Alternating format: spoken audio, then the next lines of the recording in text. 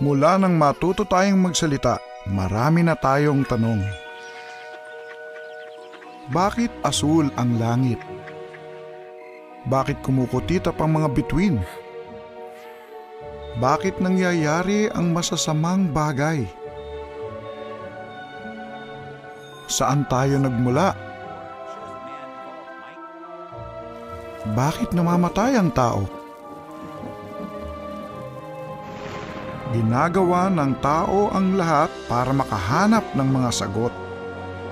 Sa ngayon, napakarami ng makukuhang impormasyon.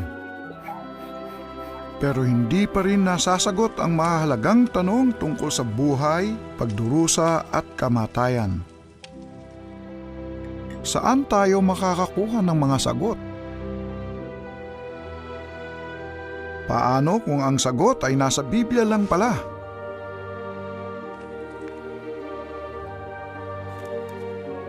Marami ang nagsasabi na ang Biblia ay puno ng alamat at kathang isip lang.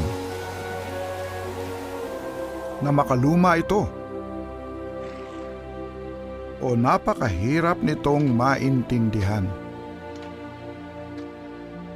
Pero ganoon nga kaya?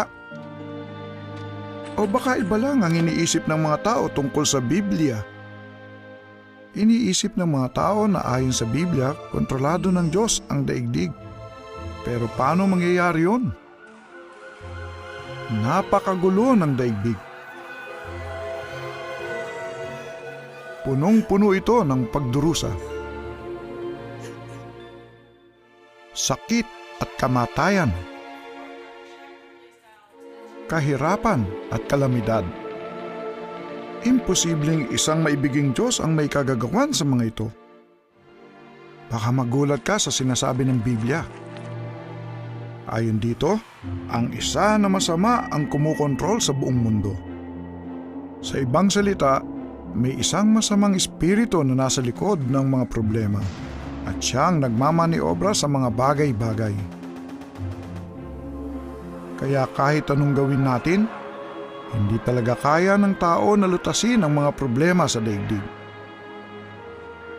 Ang magandang balita, sinasabi ng Biblia na hindi mananatiling ganito ang kalagayan. Mababasa dito kung bakit nagkaganito ang sitwasyon, kung paano ito aayusin ng Diyos, at kung ano ang pwede nating gawin sa ngayon. Sinasagot ng Biblia ang mahalagang tanong ng milyon-milyong tao sa daigdig. Gusto mo bang maging isa sa kanila? Para sa pag-aaral ng Biblia, sa buong mundo, marami ang nagtitipon linggo-linggo sa mga gusali na tinatawag na Kingdom Hall. Naisip mo na ba kung anong meron sa Kingdom Hall? Dito ginagawa linggo-linggo ang mga pag-aaral at lecture sa Biblia. Noong una akong umattend dito, tuwang-tuwa ako at hindi ako nailang. Dito ko lang naramdaman yun. Ang babait ng mga tao dito. Organisado sila at may malasakit sa iba. Lahat ay imbitadong pumunta sa mga pagtitipon. Wala itong bayad at wala ring koleksyon. Iniimbitahan ang lahat ng miyembro ng pamilya para sama-sama silang mag-aral. Ang lahat ng pagtitipon ay nagsisimula at nagtatapos sa awit at panalangin. Ang isang pagtitipon na karaniwang ginagawa sa weekend ay may 30 minutong lecture sa Biblia na dinisenyo para sa lahat.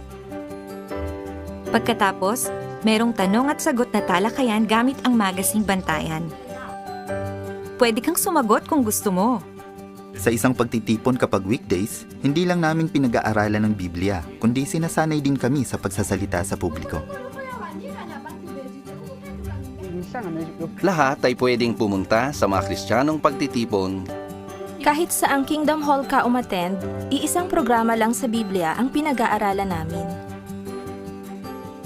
Edukasyon sa Biblia, masayang samahan at pagkakataong sambahin ang Diyos ang naghihintay sa iyo sa Kristiyanong pagtitipon. Ang Biblia ang pinakapopular na aklat sa daigdig. Baka may sarili ka na ring kopya ng Biblia. Makakatulong ito sa iyo at sa pamilya mo na magkaroon ng masayang buhay ngayon at ng tunay na pag-asa sa hinaharap. Aral sa Biblia para tulungan kang matuto ng husto mula sa iyong Biblia. Hindi mga relihiyosong tradisyon ang ituturo sa iyo, kundi kung ano lang ang itinuturo ng Biblia. Libre ang pag-aaral, pati na ang Biblia o ang publikasyong gagamitin mo. Depende sa iyo kung kailan, saan, at kung gaano kadalas mo gustong mag-aral. Paksa por paksa ang pag-aaral sa Biblia. Pwedeng 10 minuto lang ang pag-aaral, 1 oras o lampas pa. Kahit saan o kahit kailan ang pag-aaral, wala itong test o exam at nasa iyo kung gaano ito kabilis. Dahil may mga video at artwork ang mga aralin, mas madali kang matututo at mas mai-enjoy mo ito. Pwede mong basahin muna at pag-aralan ang material bago nyo ito talakayin. Pwede kayong mag-aral sa bahay mo, sa telepono, o sa pamamagitan ng video call. Matututo kang sumunod sa mga payo ng Biblia para magkaroon ng masayang buhay.